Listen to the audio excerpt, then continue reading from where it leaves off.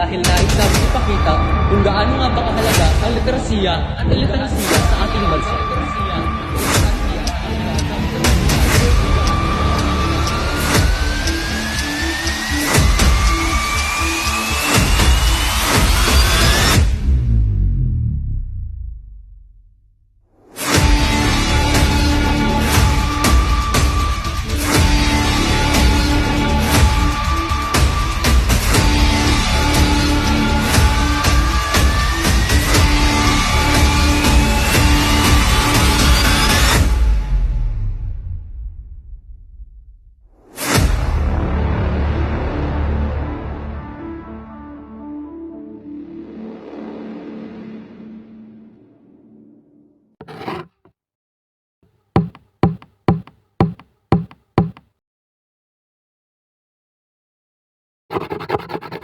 Hanggang gabi mga kababayan, ako si Binibining Jesselyn Cam at maligayang pagdating sa aking video na magbibigay liwanag sa isang napakahalagang bahagi ng ating pagkatao.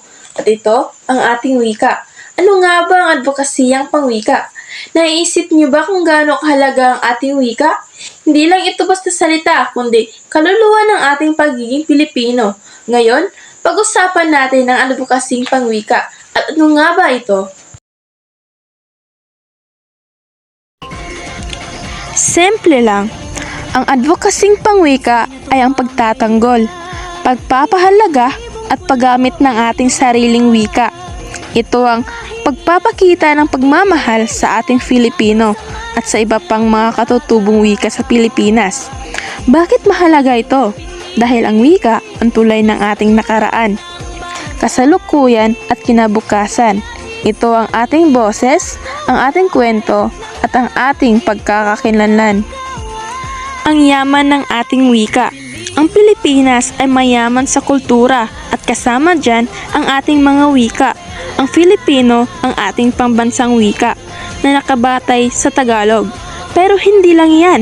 Mayroon din tayong napakaraming katutubong wika tulad ng Cebuano, Ilocano, Hiligaynon, Bicolano, Waray, Kapampangan at marami pang iba.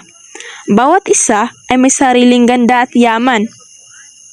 Mapa ng Pilipinas na nagpapakita ng iba't ibang rehiyon at kanilang pangunahing wika. Halimbawa ng mga salita sa iba't ibang wika na may salin sa Filipino. Halimbawa, sa Cebu, sinasabi nating maayong adlaw para sa magadang araw.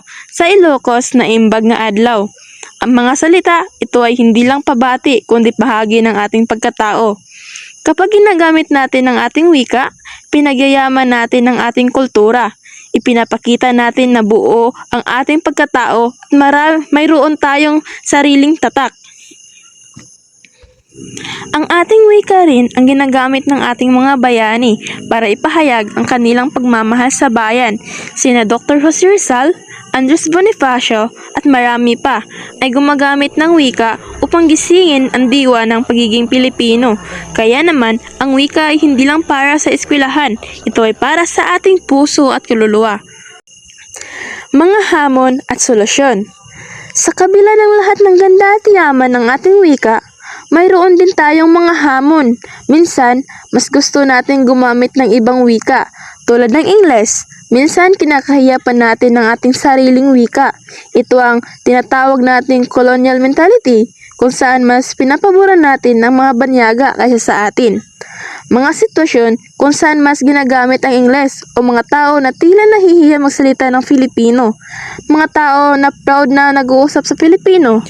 Paano natin ito masusolusyonan? Napakasimple. Una, gamitin natin araw-araw magsalita tayo ng Filipino at ang ating mga lokal na wika sa bahay, sa kaibigan, sa pamilihan. Huwag tayong matakot o mahiya. Pangalawa, basahin at panoorin. Suportahan natin ang mga aklat, pelikula, kanta, palabas na gumagamit ng Filipino o ng ating mga lokal na wika. Masarap pakinggan ang sariling atin. Pangatlo, ituro sa mga bata. Ibahagi natin ang ating wika sa mga sumusunod na henerasyon. Turuan natin sila ng mga awiting bayan, mga kwentong Pilipino at ang tamang paggamit ng ating wika. At pang-apat, ipagmalaki natin ang ating wika saan man tayo magpunta. Ito ang nagpapakita kung sino tayo. Ang bawat salitang Filipino na ating binibigkas ay isang hakbang para patatagin ang ating pagkakakilanlan. Ang bawat paggamit ng ating lokal na wika ay ang pagpapakita ng paggalang sa ating mga ninuno at sa ating pinagmulan. Ang aking panawagan, mga kababayan, ang wika ay buhay. Ito ay lumalago kapag ginagamit at naghihina kapag pinabayaan. Tayong lahat ay may papel sa advokasing pangwika. Hindi kailangan ng malaking plataporma. Sa bawat pag-uusap, sa bawat pagbabasa, sa bawat pagtuturo, tayo ay naging tagapagtaguyod ng ating wika. Ipagmalaki ang wika, gamitin ng wika, mahalin ang wika. Hayaan nating maging matatag ang ating wika, tulad ng matatag na puso ng bawat Pilipino. Ito ang ating yaman na hindi mananakaw, ang ating sandigan na hindi matitinag. Kaya't sa susunod na magsasalita ka, isipin mo, ang bawat salita ay may kapangyarihan. Gamitin natin ang kapangyarihang ito upang itaguyod ang ating wika, ang ating pagkakakilanlan at ang ating pagiging Pilipino.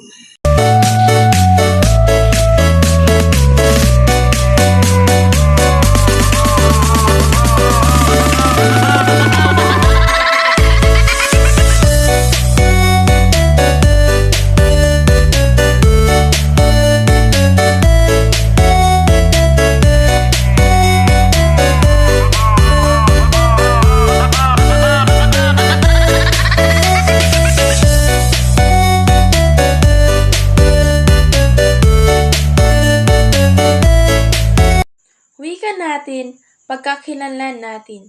Maraming salamat sa iyong panonood at pakikinig. Sana'y naibahagi ko ang kahalagahan ng advokasiyang pangwika. Tandaan, wika natin, sandigan natin ng ating pagkakakilanlan hanggang sa muli.